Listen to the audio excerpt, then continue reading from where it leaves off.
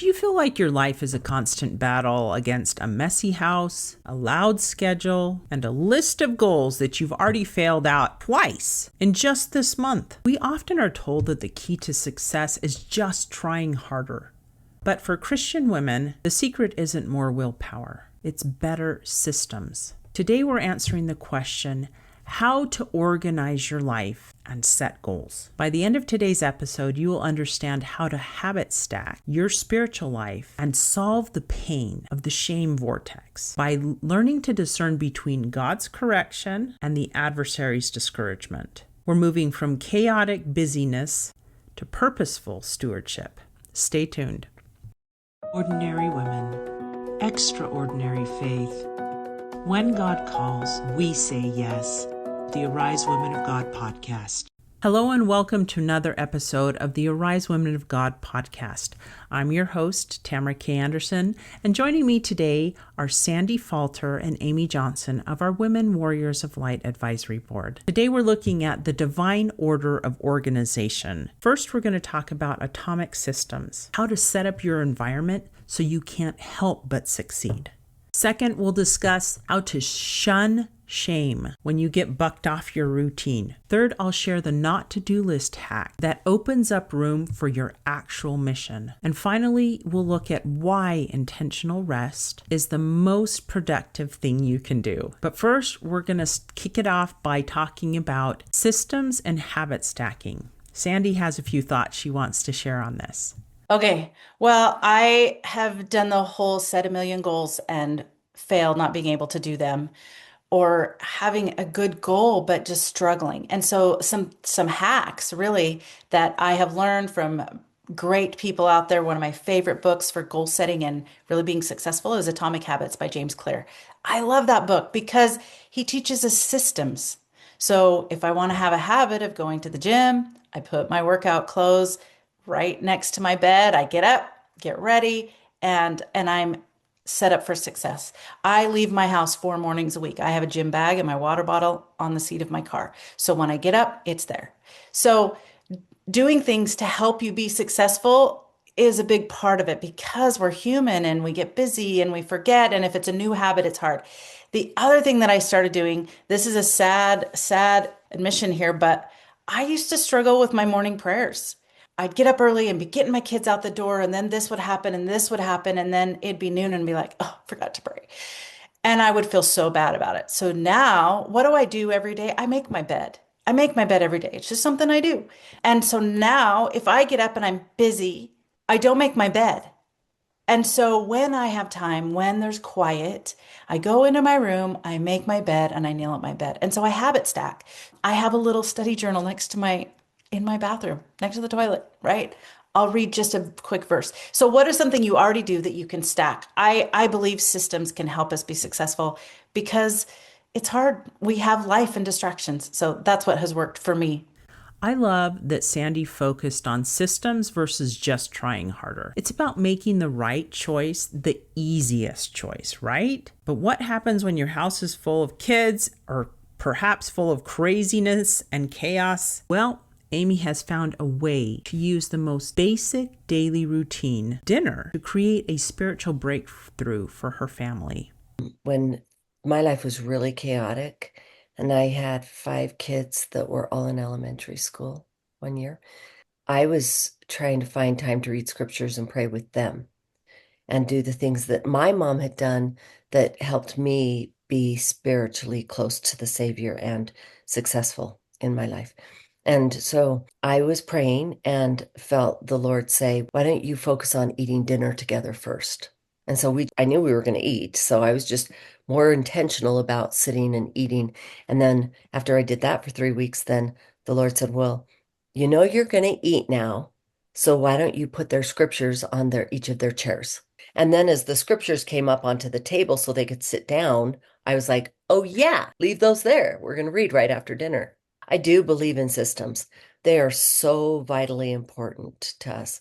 But I also believe that when we fail our systems on any given day, we have to have the strength to shun shame, because shame will take you down a vortex that is never ending.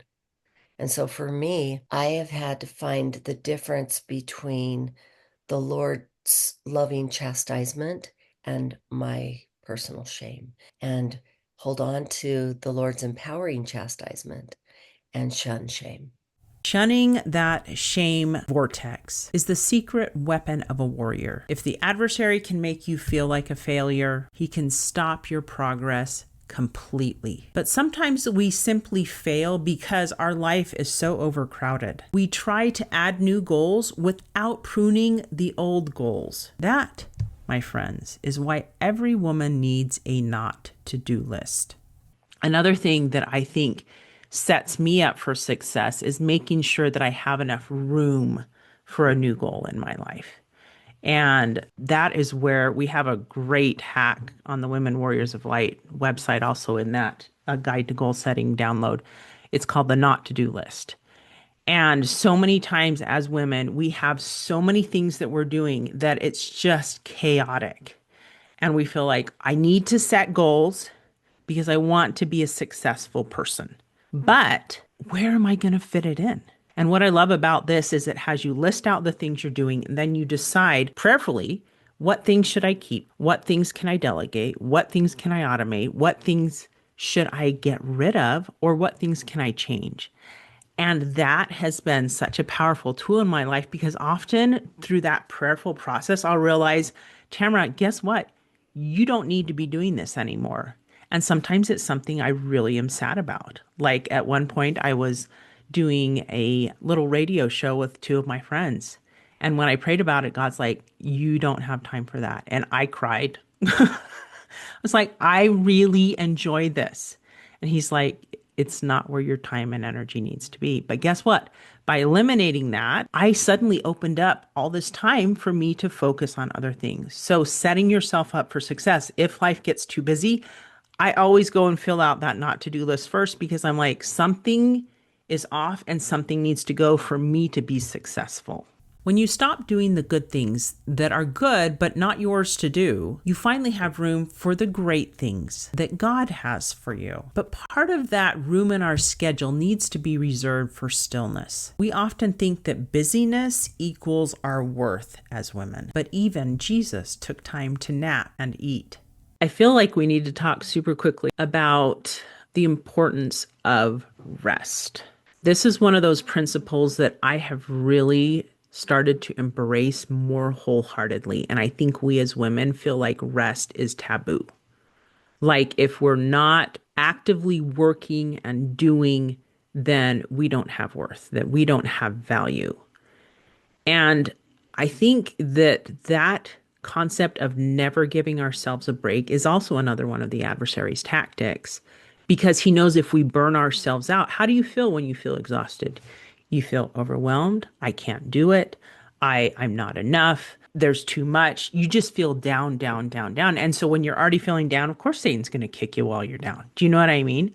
And so if he can convince us never to take a break and never to rest, then he has won, because he knows we're going to spiral at some point. And so whatever your goals, remember to organize time for rest. And that's going to look differently every week. For me, one of my days of rest is the Sabbath. And there are beautiful promises associated with the Sabbath. And so as we keep the Sabbath and don't work on perhaps any of those other goals, it's nice to have a day off. For me, it's like my breath of fresh air. I do not do any of my podcasting work. And yes, I know it's gospel related, but I just can't. Sunday is my day off, and I don't want to do it on Sunday. I'm sorry. It's time for God. It's time for my family. And guess what? I always start the week much more energized because I had a day off. Resting is an act of faith. It's saying, God, I trust you to manage the world while I sleep or while I rest. As we wrap it up today, I want to leave you with the most important part of organizing, knowing that your worth is not at the bottom of your to-do list. Amy and Sandy have some beautiful thoughts to share about this. I think what we need to remember is that we are enough, and that we make these faith goals so that we can feel the love of the Lord, not so that we can earn his worth, but so that we can feel how loved we truly are by him. And I think that for me, that's the thing that if I keep that at the forefront of my brain as my why, I don't derail myself by becoming too busy and too frenetic in building my own personal Tower of Babel to get to heaven. I love that because we learn all throughout scripture that God has created us, that we are his, that we were fearfully and wonderfully made. How wonderful is that to know who we are, that we're his, we have divinity? That's enough. There's nothing we can do to separate us from his love. Nothing. Doing all these goals doesn't make us better or make him love us more. His love is unconditional, right? We can please him with our actions, sure, but we need to be careful that we are never earning his love. We are loved. We are his. That doesn't change. Organization is not about being perfect. It's about being prepared. Whether you're habit stacking your prayers or pruning your not to-do list, you are becoming a better steward of the life God gave you. If you're ready to build your own emergency kit for those days when the Shame Vortex hits, go download our free A Guide to Goal Setting for Christian Women. It features the exact not to-do list I shared in this episode and the Cast Out the Adversary protocol that will change your life for good. We'll drop the link for it in the show notes below. As we wrap it up today, ladies, I hope you can find a moment of quiet where God can guide you on how to best start to organize your life and set goals. Until next time, may you arise, do it God's way, God strong.